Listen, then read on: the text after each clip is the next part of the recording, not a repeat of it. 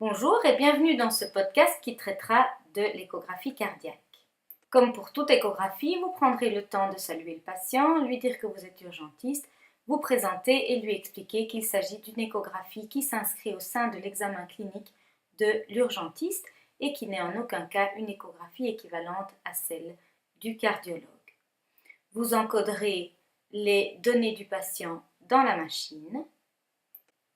On choisira la sonde d'échographie cardiaque en preset cardiaque.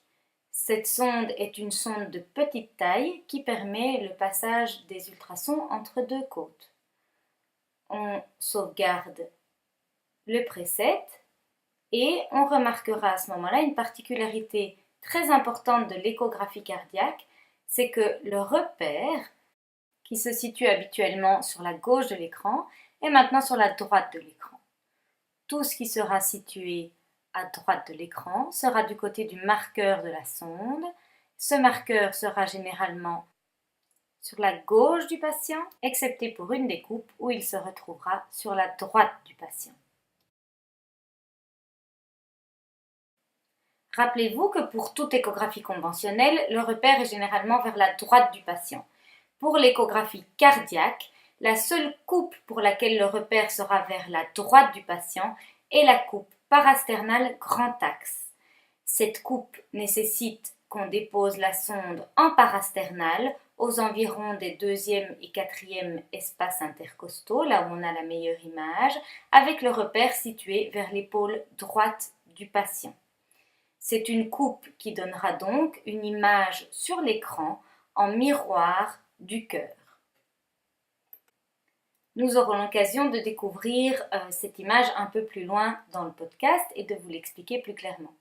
Si vous avez du mal à voir correctement l'image avec un patient couché sur le dos, vous pouvez essayer de pousser le poumon vers le bas pour dégager le cœur en demandant au patient de se tourner vers la gauche. Ceci, bien entendu, si l'état du patient le permet, ce qui est parfois le cas en salle d'urgence, heureusement. Encore une fois, la parasternale long axe. Rappelez-vous que le marqueur regarde vers la droite du patient. C'est la seule coupe pour laquelle le marqueur regarde vers la droite du patient.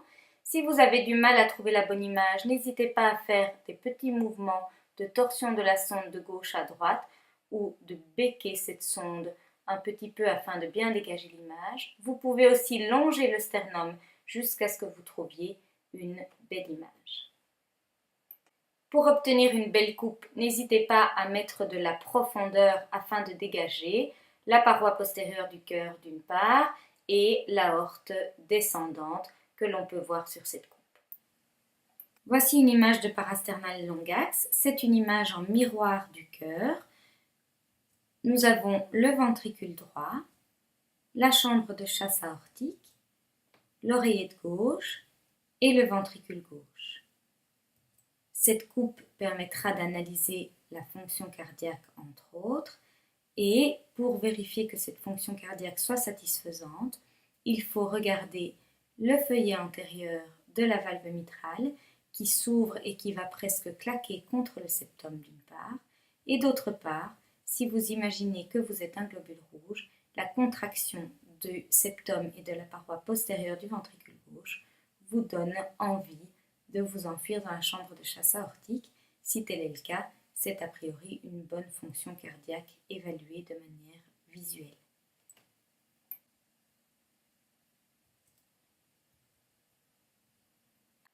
Pour passer en parasternal petit axe et couper le cœur transversalement, on tourne en sens horaire le marqueur vers l'épaule gauche du patient. En penchant la sonde d'un côté puis de l'autre, on arrivera à dégager l'apex cardiaque, progressivement ensuite la racine aortique, la valve aortique.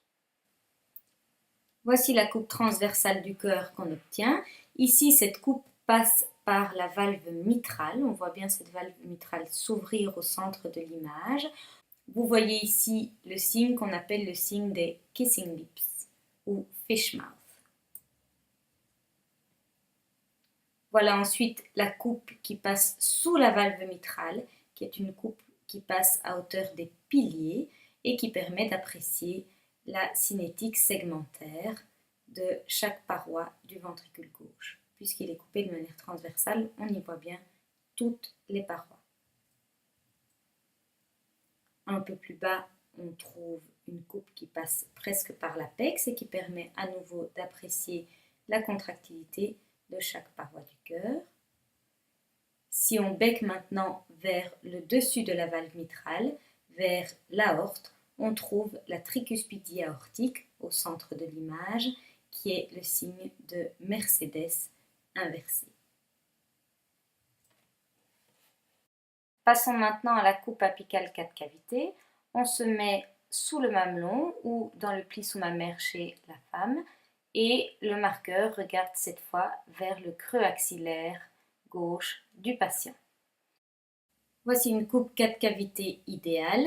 Le ventricule gauche qu'on voit ici est bien vertical sur l'image et centré dans l'image, avec à ses côtés le ventricule droit dont on pourra apprécier le rapport avec le ventricule gauche. Ce rapport est généralement de 1 pour le ventricule gauche et 0,6 pour le ventricule droit.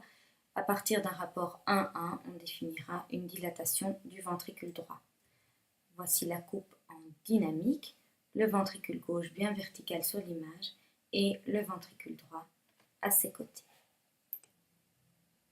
Après la coupe apicale 4 cavités, passons à la coupe sous-costale ou sous-xiphoïdienne. Pour ce faire, le marqueur regardera, lorsqu'on est en mode cardiaque, toujours vers la gauche du patient. On prend le foie comme fenêtre acoustique pour bien arriver à voir le cœur. On augmente la profondeur. Le cœur, à ce moment-là, est généralement assez profond. Si on ne voit pas correctement, on peut demander au patient de faire une inspiration pour dégager le cœur. De cette coupe sous-costale, on passera à la coupe qui identifiera la veine cave inférieure. Pour ce faire, on fait une rotation anti-horaire de la sonde. Le marqueur regarde alors vers la tête du patient et on verra, on dégagera l'arrivée de la veine cave inférieure dans l'oreillette droite. Voici un exemple en image d'une part d'une coupe sous-costale où vous verrez le ventricule gauche et le ventricule droit. Et dans le bas de l'image, vous pouvez voir une veine cave inférieure qui rentre dans l'oreillette droite. En dynamique, voici une coupe sous-costale qui permet d'apprécier le ventricule droit, le ventricule gauche et bien entendu si oui ou non il y a un épanchement péricardique. Et vous verrez ici la veine cave inférieure qui se jette dans l'oreillette droite sur la droite de l'écran. En dynamique, ça donne ceci, la veine cave qui va se jeter dans l'oreillette droite du patient. Cette coupe permet d'évaluer les variations de distensibilité de la veine cave ainsi que sa taille qui permettra du coup d'évaluer une PVC du patient. Ceci termine le podcast pré-cours sur le cœur. Venez nous rejoindre au cours pour en apprendre encore plus. À vos machines!